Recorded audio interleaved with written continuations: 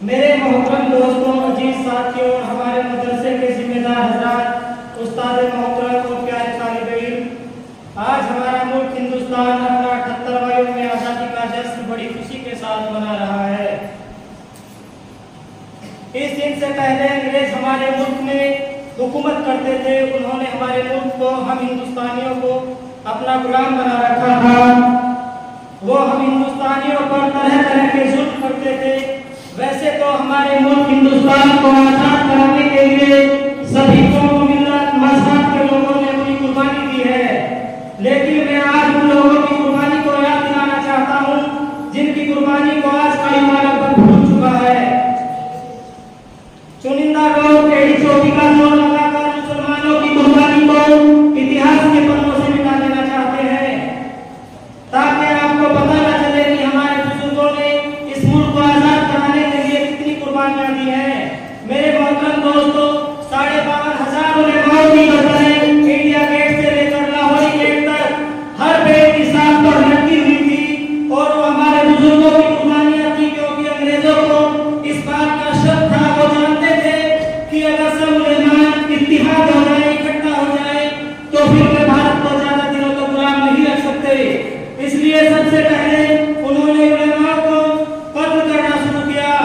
उन्होंने शाहीन मस्जिद लाहौर के आंगन में उलेमाओं की गर्दनों, शाहीन मस्जिद लाहौर के आंगन में उलेमाओं पर गोलियां चलाई। जिन लोगों ने आजादी के लिए अपनी जान की कुर्बानी दी, उनमें मौलाना हुसैन अहमद मदनी, हजरत महमूद हसन देहलवी, मौलाना जाफर थानेश्वरी, मौलाना कासिम नानोतवी, खान अब्दुल गफ्फार खान, मोहम्मद अली जौहर, टीपू सुल्तान, चांद बीबी, हसीना बेगम वगैरह थे। मैंने इन लोगों के नाम इसलिए लिए हैं कि हम समझते हैं कि मुल्क को आजाद कराने में केवल हिंदू लीडरों ने ही अपनी कुर्बानी दी है। हमें अपनी तारीख पढ़नी चाहिए। हमें पता होना चाहिए कि हमारे मुल्क के बुजुर्गों ने इस मुल्क को आजाद कराने के लिए कितनी कुर्बानियां दी हैं।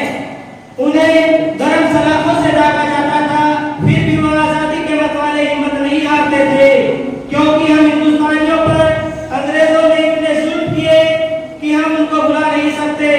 तारीख गवाह है कि कलकत्ता के मैदान में हिंदुस्तानियों को किस तरह से मारा गया। जलियांवाला बाग में हिंदुस्तानी निहत्थे आदमियों को इकट्ठा करके गोली का हुक्म दिया गया। राष्ट्रपिता महात्मा गांधी, पंडित जवाहरलाल नेहरू, डॉक्टर राजेंद्र प्रसाद, भगत सिंह, चंद्रशेखर आजाद, मौलाना हुसैन अहमद मदनी, मौलाना अब्दुल कलाम आजाद, मौलाना मक्की मजहरी और दूसरे उलेमाओं ने अपनी कुर्बानियां दी।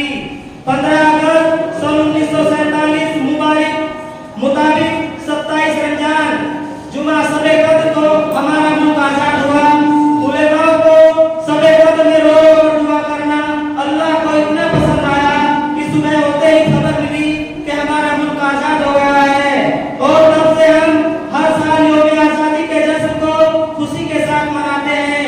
हमें अपनी कुर्बानी किसी को बताने या कहने की जरूरत नहीं है। पत्ता पत्ता, बूटा बूटा हाल हमारा जाने है, कोई जाने या ना जाने, गुलशन सारा जाने है। जय हिंद, जय भारत। यहाँ पर हुकूमत करने की लालसा उनको अंदर आ गई, और क्योंकि छोटी छोटी रियासतें थी, कमजोर दिखाई दे रही थी, उन्होंने अपना एक नियम डिवाइड एंड रूल वाला इख्तियार किया, और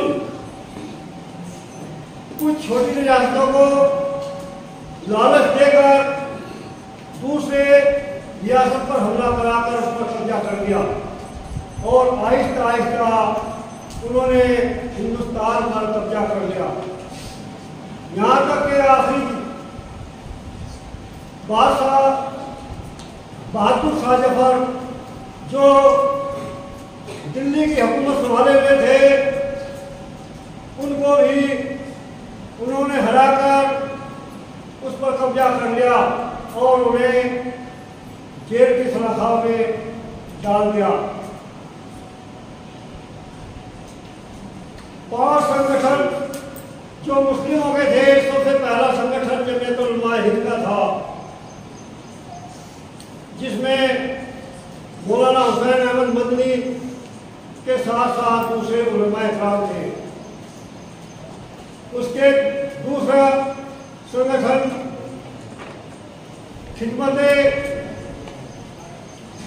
खुदाए खिदमत था, जिसमें अफगानिस्तान के पठानों ने हिंदुस्तान में जो अंग्रेज काम कर रहे थे उन्हें बाहर निकाला।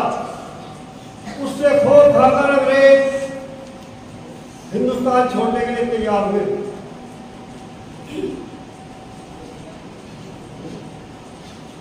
आखिर बहादुर